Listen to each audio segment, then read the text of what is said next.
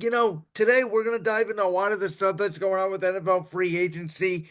Obviously, the Browns' decision to re-up Myles Garrett, give him $40 million. Sam Darnold going from Minnesota to Seattle. Who knows what's going on with Aaron Rodgers and stuff. But I'm going to sort of ask you a little bit of an open-ended question to start, which is, last year at the time of this recording on this date, March 11th, 2025, we found out that Saquon Barkley was going to be a Philadelphia Eagle. It was a move that dramatically changed the NFL landscape as we know it. Is there a move that this year has dramatically changed the landscape for you so far? Not that I can know of. Maybe if Aaron Rodgers goes to Pittsburgh, but other than that, not really. How about for you? Do you really think that Aaron Rodgers is going to be this game changer for Pittsburgh? Because I don't. Um, I'll tell you, there isn't really, one big move, I don't think this year, but I think one of the sneakiest moves so far has been what Chicago has done. They got Joe Tooney, they got Jackson, they got the center Dalton, I believe his last name's Riser from Atlanta, the best center on the offseason market. Like the Bears have said, okay, we have Caleb Williams, we have Ben Johnson. We know what Ben Johnson did with that Detroit offensive line. They said Right? we're going to completely rebuild our interior offensive line. And I look at that NFC North division, which now obviously Minnesota just brought in Jonathan Allen from the Washington Commanders. You've got obviously the Lions are still a formidable team. Green Bay is still there with Jordan Love. Like, I think that is the hardest division in football, bar none. I like what Chicago's doing. I think they were my pick last year to make some noise and surprise people. Unfortunately, it didn't work out that way, but hopefully this year they do. Yeah, Because unfortunately, Caleb, Caleb is very promising. yeah, no, I like Caleb. Unfortunately, because of their coaching situation, they obviously had a disastrous season. But you know, I think the NFC teams, I think there's teams like the Commanders who obviously go out, they acquire Laramie Tunsil, they get Debo Samuel. You got the Rams going out and acquiring Devontae Adams. I think they're seeing it, and obviously my Eagles have lost a lot of players on the defense side of the ball. I think a lot of the young guys though are going to be able to step up for my team, but I see it as like the the NFC, excuse me, is sort of making the play of like we need to go beat Philly, as opposed to it feels like the more AFC teams are sort of staying packed. Right. I look at it like everybody was building up to beat Kansas City in the AFC. Now it's like that with the Eagles in the NFC. Yeah. Okay, so I want to get into some quarterback stuff with you. I was saying, I predicted last year that Sam Darnold was going to have a career year in Minnesota. I like the weapons he had. I like the coach he had in Kevin O'Connell. I said if he doesn't work in Minnesota, he's not going to work anywhere else. So they Right. smartly, in my opinion, let him walk for a 1 year deal. Seattle thing, like I don't get it. Like to me, like not being, racist or anything, but I think Sam Darnold is basically the white Geno Smith. Like Right. the I don't understand. I know he's younger, but like what's the upside in paying Sam Darnold $35 million a year? I don't get it. I don't get it either. I said I wouldn't give him that money. And they gave him the Baker contract. And what's crazy is like uh before Seattle said they weren't interested in Baker, and look what they're doing. They gave it to Darnold basically. Yeah, and like again, I think Darnold's actually a downgrade from Geno. And the other thing that people aren't talking about, like Sam Darnold's gonna go from a receiving core of Justin Jefferson, Jordan Addison, Aaron Jones, Kevin O'Connell, who's a very smart offensive head coach, to a defensive head coach, Mike McDonald, Jay Smith Right. and Jigba, who I like, but I don't know if he's a great number one receiver yet, and Kenneth Walker, and a bad offensive line. Yeah, they just traded DK and they let go of Lockett too. Yeah.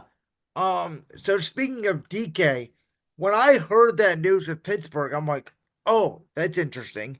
And you alluded to it earlier with the Aaron Rodgers news. We're both in Cleveland. You're a fan of the Browns. We know Pittsburgh well from the AFC North. These Right. Steelers fans have been hanging on to, we've been over 500 for the best 15 years. Larador, they couldn't move the ball past the 50-yard line after week 14 and one. Their last win was against the Browns, who I think at that point were starting Jameis or DTR or whoever the hell. Right.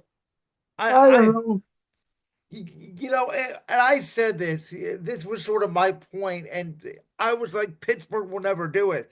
But I would have had serious conversations about let's move off Tomlin, let's get an offensive coach. Like they need a complete culture reset. Aaron Rodgers, if he does go there, indeed, and maybe the news will break by the time this podcast comes out, he's not going to fix all their issues. Their issues are an offensive line issue. It's not a wide receiver issue as much as I like DK Metcalf. Right. And what's interesting, everybody's saying um that they're going to be interested if they keep Pickens now with DK, because those are two high ends. And the other thing is they're both similar receivers, right? Right. you know, it's not like in Philly where you have AJ Brown who's the big physical presence, and then you have Devontae Smith who's the underneath guy, or Right. the same thing in Cincinnati, right? Where T. Higgins is the big physical guy, Jamar Chase is sort of the big over the top play guy. Right. Like Pickens and Metcalf are the same receiver. And so I do wonder maybe they move on from George Pickens. But then again, is George Pickens basically, in my opinion, he could be in the right situation, a less expensive version of DK Metcalf? Right. So that's a weird one to me. And again, I think that I didn't think Russell Wilson was the issue, and I called this before the year. I said the Steelers were going to start 6-2, 7-3, whatever. They were going to finish 9-8, and everybody was going to say great season. I think I feel like they should have kept Fields. So that's an interesting one. So let me ask you this then. So Justin Fields goes to the Jets, and Aaron Glenn is trying to build something over there with the Jets, and New England has obviously spent a ton of money on the defense side of the ball. I don't know how good they're going to be with Vrabel. I like Drake May's potential, but I got to tell you what, I think the Jets are going in there. Maybe they say, hey, we got Justin Fields for a year or two. Maybe they take a chance on like a Jackson Dart, a Jalen Milrow, one of these quarterbacks that maybe go second, third round. Like I could see where the Jets are like, let's just get Justin Fields for a year. He's on a way cheaper contract than Sam Darnold. We have Garrett Wilson. We have Brees Hall. Like you can sell me on that because I think the defense is gonna be better than what it was a year ago. Right. Is it Aaron Glenn, the defensive coach? Yeah, so Aaron Glenn is the former defensive coordinator of the Lions. Um, Okay. he was the one that remember they got torched in the divisional round against Washington because he kept blitzing all his guys. But Aaron Glenn, well received. He's actually a former Jets defensive back, so that's why he was connected to the Jets. He was drafted by the Jets. Okay. Yeah, I don't like any quarterback going to the Jets because I feel like no matter who they touch or who steps foot in their facility, they get ruined. So I agree with you, but I also think like Aaron Glenn, again, he came from Detroit. I think his value is going to be offensive line, even though he's a defensive guy. Like you and I both know, right, that this draft it's sort of a very offensive tackle heavy draft. It's also a good tight end draft. This is a draft that I think fits all the Jets' needs. Okay. So, like, I think they go out. I think they can get a tackle in the first round. I think in the second round they could add a tight end.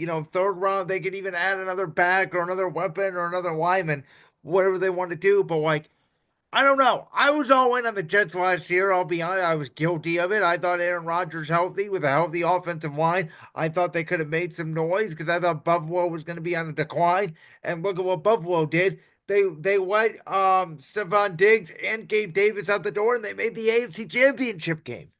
Right. and now they signed uh Josh Palmer.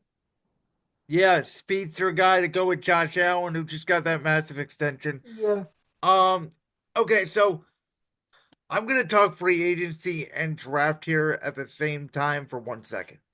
So the okay. Browns signed Myles Garrett over $40 million a year. I was shocked that it happened.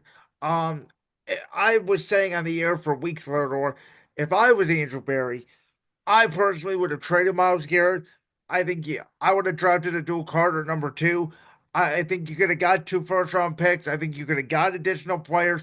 I think this roster is so bad that they need a lot of help everywhere. And as great as Myles Garrett is, paying him $40 million, basically what you're paying a guy to sit home, in number four, I don't think was the right call. But what it signaled to me was they're taking Shedeur Sanders. Like you can automatically welcome to Cleveland Shedeur because I do think Cam Ward is going number one to Tennessee. A lot of people are saying that.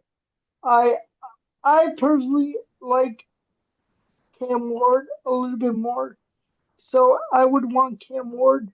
But when it comes to Miles, I didn't think he was going anywhere. I know he bashed Cleveland, threw Cleveland under the bus and all that, but I just thought it was a play just to get more money. See, what I don't like about it is that he issued that statement that basically said it was never about going to Cleveland again. It wasn't about the money. And then he signs this deal, and it's like, well, then it was about the money. So all the leverage he had to me is now basically gone. And again, like Larador, I get the concept of like the Deshaun thing is so bad, you have to find your quarterback of the future. But I'm a believer that this class is not it. And for the record, I don't even like the idea of bringing in Kirk Cousins. I'm like, you might as well just tank this year and go try to get Arch Manning the year after this.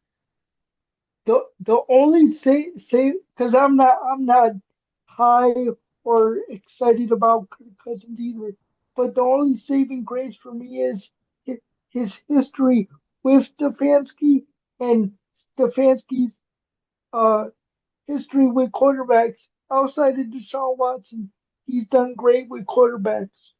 And I understand, and I've heard a lot of that point, but I'm gonna push back on you a little bit on that because last year Cousins was in a very similar offense. Zach Robinson was the offensive coordinator in Atlanta. He came over from the Rams, so he's from that McVay Stefanski tree. And by the end of the year, there's a reason why they went to Michael Penix. I mean, Kirk Cousins could not move and he could not throw off his back foot.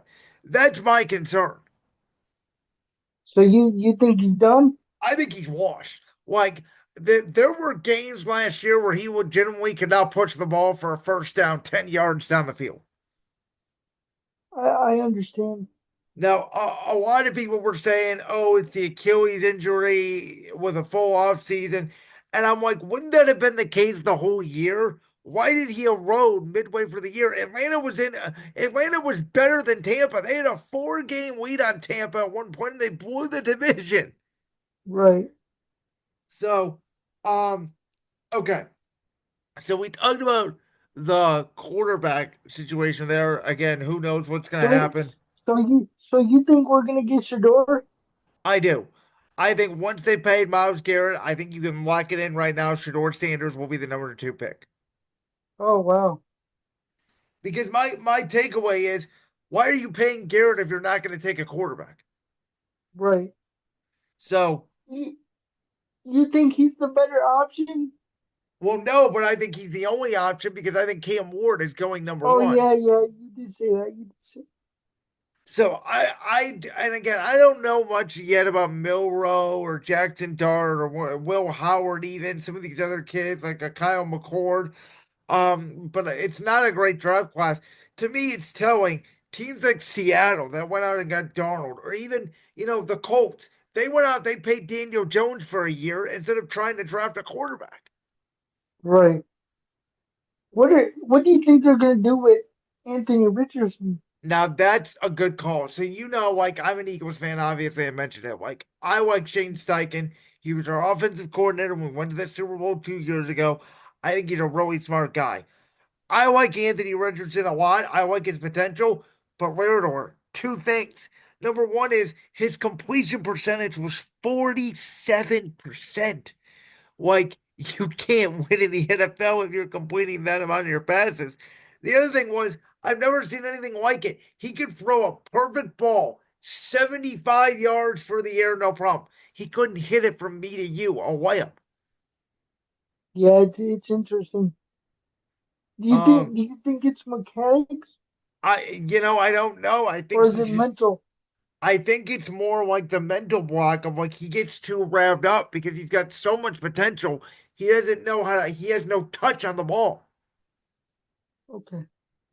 Um, and then like the other thing is now the team that's going to be left out of the quarterback hunt, right, would be the Giants.